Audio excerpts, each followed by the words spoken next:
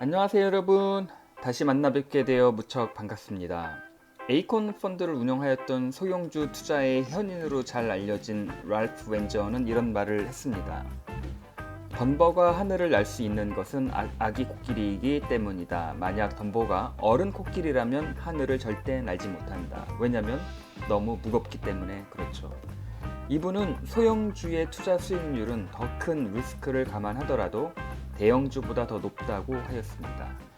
그래서 오늘 저는 현재 시가총액 800억 건의 대한민국 강소기업 서플러스 글로벌이라는 종목을 한번 분석해 보겠습니다. 이 회사는 반도체 중고 장비를 매입하여 판매하는 회사입니다. 언뜻 들으면 반도체 장비 산업에 있어서 중고나라로 이해하시는 분들이 많지만 기업의 사업을 속 깊이 들여다보면 단순한 중고 매매와는 엄연히 다르다는 것을 알 수가 있겠습니다. 이 회사는 전략적으로 반도체 중고 장비를 우리가 흔히 말하는 리퍼, 다시 말해 리퍼비시먼트를 통해서 부가가치를 창출하고 있으며 이러한 특수한 분야에 매우 전문적이며 독보적인 세계적인 강소 기업입니다. 먼저 전반적으로 반도체 산업에 대해 기본적인 사항을 이해하면 좋을 것 같아요. 크게 이제 반도체와 반도체 장비, 그리고 반도체 중고 장비 이렇게 이제 세 가지 종류의 다른 사업 분야로 나뉠 수 이제 있겠는데요.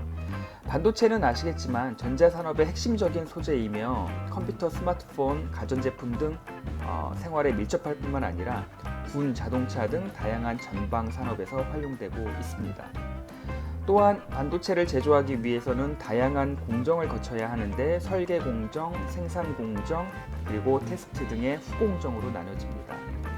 반도체 산업이 대규모 장치 산업임에 따라 반도체 장비 산업, 반도체 재료 산업 등 여러 후방 산업을 두고 있습니다. 여기서 이제 반도체 장비는 그 웨이퍼 공정인 전 공정 장비, 그다음에 이제 칩의 배선 작업을 하고 패키지를 씌워 안정성 있는 제품으로 만드는 조립 장비, 성능을 시험하는 검사 장비, 가스를 공급하거나 웨이퍼 건조시키고 옮기는 등 각각의 칩 제조 공정을 돕는 관련 장비 등으로 구분됩니다. 서플러스 글로벌은 바로 이런 각각의 공정에 필요한 반도체 장비를 저렴한 가격에 매입한 후 앞서 말한 리퍼비시먼트를 통하여 높은 가격에 판매하는 사업을 영위하고 있습니다. 먼저 반도체 중고 장비 사업이 무엇인지 알아보기 전에 이제 몇 가지 필요한 기본적인 용어들을 제가 설명하도록 하겠습니다. 먼저 팹인데요. 팹은 반도체 생산 라인을 뜻하는데 반도체 제조 및 가공을 의미하는 그 패브리케이션의 약어입니다. 그리고 IDM은 보시는 바와 같이 Integrated Device Manufacturer를 의미하는데 제품 설계부터 완제품 생산까지 모든 분야를 자체 운영하는 종합 반도체 업체를 뜻하며 대표적인 예가 삼성전자, SK 하이닉스, 인텔 등이 있습니다. 그리고 이제 파운드리는 반도체 이제 제조 과정만 전담하는 업체를 뜻하며 대표적인 회사로 요즘 크게 이슈가 되고 있는 대만의 TSMC, 그다음에 이제 중국의 SMIC, 그리고 한국의 동부 하이텍 등이 있습니다. 그리고 이제 팹리스는 설계 기술만을 가진 반도체 설계 업체입니다. 그 반도체 설계 기술은 있지만 생산 라인이 없는 업체를 의미하며 대표적인 업체로 퀄컴, AMD 등이 있습니다. 그러면 왜 이렇게 회사들이 저마다 분야가 이제 다르냐면은 반도체 개발에서 이제 설계가 무엇보다 이제 가장 중요하겠죠. 근데 이제 이를 생산하기 위해서는 실제 생산 라인이 필요합니다. 하지만 하나의 생산 라인 건설에는 천문학적인 비용이 소요되기 때문에 설계 전문인 팹리스 업체는 파운드리 업체를 통해 위탁 생산을 하고 있는 것입니다. 반도체 중고 장비는 일반적으로 퍼스티어인 삼성전자, SK 하이닉스, 그다음에 뭐 도시바나 마이크론 등 그 반도체 팹에서 사용되다가 신공정 설계 혹은 일부 공정의 변경 등으로 이제 활용도가 이제 낮아지는 장비 이런 것들을 이제 중고 시장으로 입찰을 하여 매각을 진행하게 됩니다. 입찰을 통해 반도체 장비를 매입하게 되어 이제 최종적으로 수요가 있는 세컨티어 파운더리 업체인 TSMC, UMC, SMIC, 그다음에 동부 하이텍 등에 이제 판매하면서 매출과 수익을 올리는 사업을 이제 하고 있는 그런 어떤 회사가 되겠고요. 다시 말해서 반도체 전후 공정 중고 장비의 매입 매각 전문 업체로서 전 세계적 네트워크를 기반으로 연간 수천 대의 중고 장비를 거래하고 있는 플랫폼 비즈니스까지 수행하고 있습니다. 전 세계 반도체 중고 장비 유통 시장 규모는 대략 5조 정도 보고 있는데요. 서플러스 글로벌은 연간 1,500억 규모로 이제 세계적 경쟁력을 가지고 있는 이제 반도체 중고 장비 업체입니다. 반도체 장비 업체는 공정별로 이제 특화된 장비 분야에 집중해서 연구 개발 및 생산을 하게 되기 때문에 수요가 한정적이지만 수익성은 상대적으로 높습니다. 그에 반해 이제 반도체 중고 장비 유통은 공정별로 많은 반도체 장비를 보유하는 점이 주요 경쟁적으로 작용하기 때문에 다양한 장비들을 구비하면서 많은 수요처를 대상으로 대응해야 합니다. 그래서 반도체 장비 업체가 수주 및 적용 기술 및 장비에 따라 실적의 변동폭이 크지만 재고 부담이 적습니다. 근데 이제 반도체 중고 장비 업체는 다수의 수요처와 거래를 하기 때문에 보다 안정적인 사업을 영위할 수 있는 반면에 재고 부담에 대한 위험이 큰 편입니다. 그리고 이제 구매 방식에 따라 차이가 존재하는데 OEM 업체로부터 이제 반도체 중고 장비에 대해 보증을 받고 이제 구매할 시에는 장비의 성능을 보장받을 수 있죠. 그리고 이에 따른 장비의 위험은 감소하지만 그만큼 구매 비용이 증가합니다. 대신 그 리퍼비싱한 장비를 구매할 시에는 구매 비용은 다소 감소할 수 있겠지만 보증 장비 대비 안정성에 대한 위험은 좀 더 크다고 이제 볼 수 있겠습니다. 중고 장비를 그대로 구매할 경우에는 비용이 이제 가장 적게 들지만은 그만큼 장비에 대한 리스크가 가장 크다고 이제 볼 수 있습니다. 반도체 장비 시장은 반도체 시장의 이제 10% 이상의 규모를 차지하고 있는 주요 이제 후방 산업으로서 반도체 경기와 산업 사이클이 비례해서 후행하는 특징을 가지고 있습니다. 반도체 장비 시장의 규모는 기준에 따라 이제 좀 상이할 수 있겠지만 대략 30억에서 50억 달러 수준으로 전망되고 있습니다. 반도체 장비 산업은 반도체 사업의 이제 일부로 그 퍼스트티어인 그 팹의 투자가 결정적입니다. 이것은 전반적으로 반도체 경기의 흐름에 필연적으로 따라갈 수밖에 이제 없으며 반도체 중고 장비도 이에 후행하게 되어 있습니다. 당연하죠. 그렇다면 이제 반도체 산업의 큰 흐름을 알 수 있다면 이에 이제 후행하는 반도체 장비 및 중고 장비 업체의 이제 앞으로의 사업 성장성을 저희가 이제 예측할 수 있을 것 같습니다. 표를 보시면 그 18년도, 19년도 이렇게 보면 반도체 산업이 그 반도체를 중심으로 한 IT 및 제조업의 업황 악화와 이제 국내 경제 여건과 함께 이제 세계적인 반도체 업황이 이제 악화되면서 경기의 이제 바로미터인 설비 투자가 굉장히 많이 침체되었습니다. 그 이유는 16년 이후 이제 지속된 반도체 호황으로 시장이 공급 과잉 상태로 이제 접어들었고, 이제 아시겠지만 세계 경기 둔화와 무역 분쟁으로 이제 수요가 크게 둔화되었죠. 이런 배경 때문에 반도체의 핵심 수요처인 스마트폰 판매의 감소와 함께 그 데이터 센터용 반도체 이제 수요를 이끌었던 대형 그 IT 업체들이 투자 결정을 늦추고 있기 때문에 이런 반도체의 어떤 그 호업황이 18년과 이제 19년도에 좋지 않았습니다. 하지만 이제 최근에 업황 회복을 짓눌러 오던 그 반도체 재고 부담이 뚜렷하게 이제 감소하고 있다는 점인데요. 그 이유는 이제 데이터 센터와 5G 등 여러 이제 부분에서 반도체 수요가 이제 회복되고 있기 이제 때문입니다. 그 지금 그림을 보시면 먼저 이제 데이터 센터를 운영하는 여러 유명한 그 뭐 구글, 뭐 페이스북 이런 뭐 ICT 기업들의 이제 설비 투자가 계속 이제 증가세를 보이고 있습니다. 그리고 이제 5G 스마트폰 시장은 5G 통신망 구축이 이제 본격화되고 그 스마트폰 제조사들이 경쟁적으로 5G 스마트폰을 출시할 이제 예정입니다. 이런 전망은 현재 코로나로 인해 다소 더딜 수도 있겠지만은 큰 그림 안에서는 어느 정도 일관된 방향성을 가지고 저희가 이제 전망해 볼 수 있겠습니다. 이런 업체들의 투자는 그 아래 그림처럼 곧바로 이제 그 파운드리 시장에 굉장히 큰 파급 효과를 이제 낼 것이고요.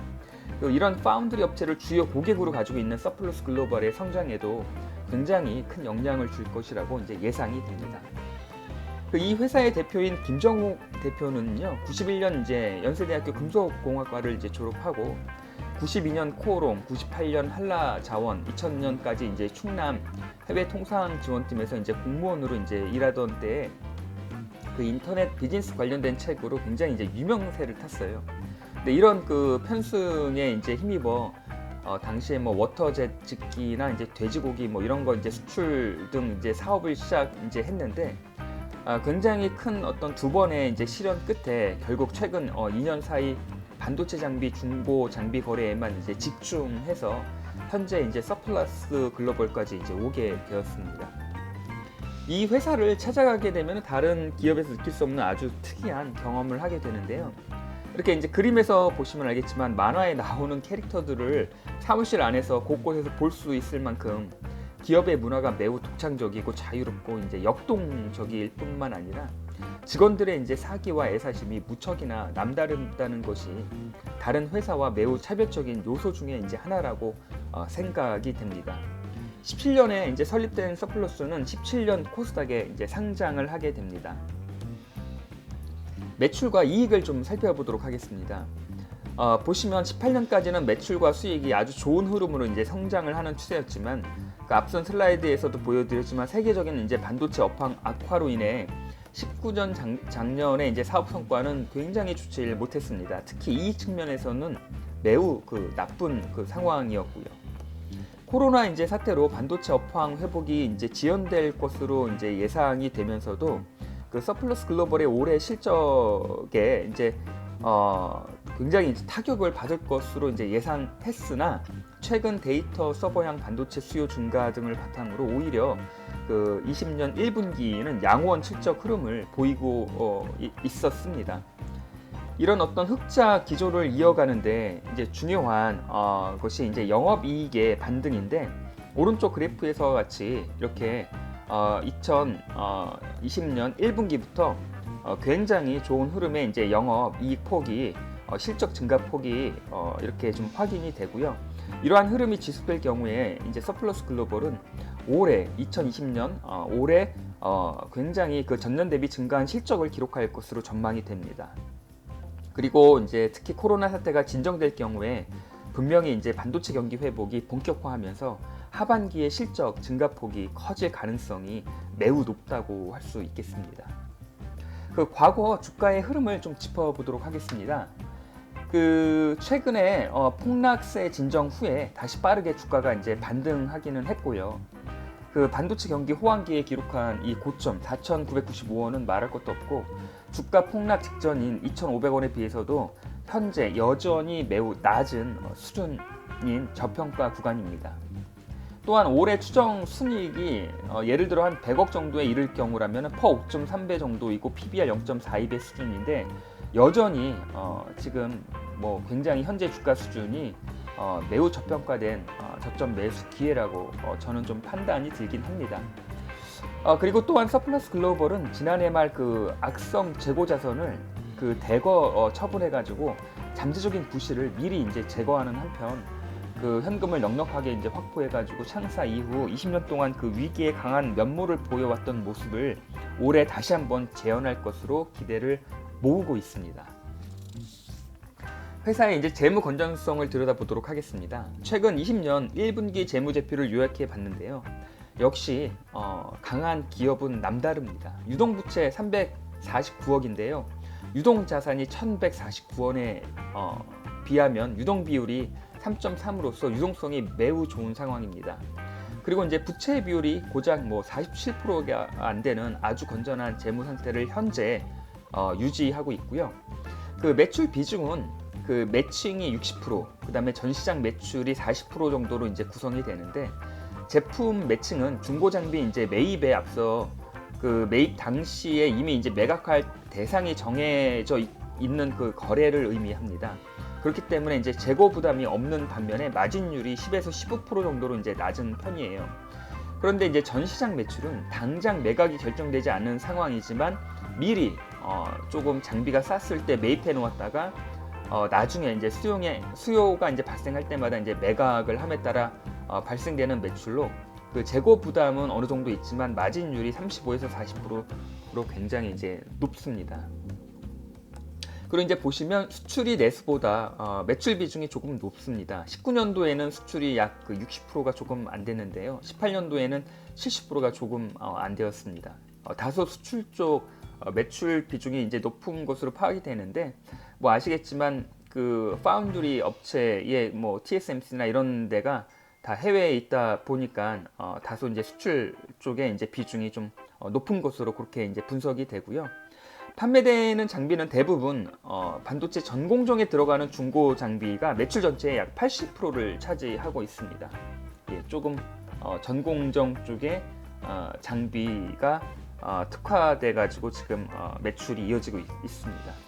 그리고 이제 중요한 한 가지인데요. 이제 서플러스 글로벌은 반도체 중고 장비 공급, 리퍼비시먼트, 그다음에 부품 등의 이제 일괄 공급 체계를 구축하기 위해서 2018년부터 이 경기도 용인의 약 10,000평 부지에 세계 최초의 종합 반도체 중고 장비 클러스터를 지금 추진하고 있고, 이것이 내년 4월 정도에 이제 완공이 될 예정입니다.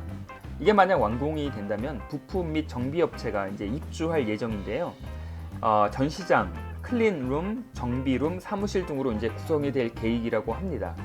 이것이 이제 완성이 되게 되면은 전국에 산재해 있던 약 그 300여 개의 리퍼비시먼트 업체를 이쪽 클러스터 내에 입주시켜서 그 리퍼비시먼트와 이제 중고 부품 거래가 한 곳에서 이루어지도록 해서 반도체 중고 장비의 이제 플랫폼을 구축하고 서비스 부품 시장으로 이제 사업을 확대할 예정이라고 합니다. 그 최근 언론에 나온 기사를 참고하면 8인치 웨이퍼용 장비 생산 대행 사업을 새롭게 이제 추진한다고 하는데, 바로 이러한 대규모 클러스터를 기반으로 플랫폼 비즈니스 등 신규 사업을 앞으로 보다 적극적으로 추진해 나갈 것으로 이제 보여집니다. 저는 개인적으로 정말이지 많은 미래의 성장이 기대되는 그런 작지만 강한 대한민국의 강소기업으로 발전하기를 기대해 보겠습니다. 결론을 한 장으로 좀 정리해 보았습니다. 좀 기회적인 부분은 앞서 많이 강조드렸던 데이터 센터와 5G 스마트폰, 그리고 자율주행이 있겠죠. 이러한 중장기적 관점에서 반도체의 업황 호황이 예상이 됩니다. 이로 인한 장비업체와 중고장비업체의 성장성이 당연히 이제 기대가 되며 수혜를 입을 것으로 좀 보여지고요. 용인에 현재 건설 중인 대규모 반도체 중고장비 클러스터는 이 회사가 또 한 번의 단계로 도약할 수 있는 발판이 되어질 것으로 기대가 됩니다. 반면에 이제 현재도 진행 중인 이 코로나, 오늘도 뭐 저기 그 부천 쿠팡에 이제 굉장히 많은 그 확진자가 이제 발생이 됐는데요.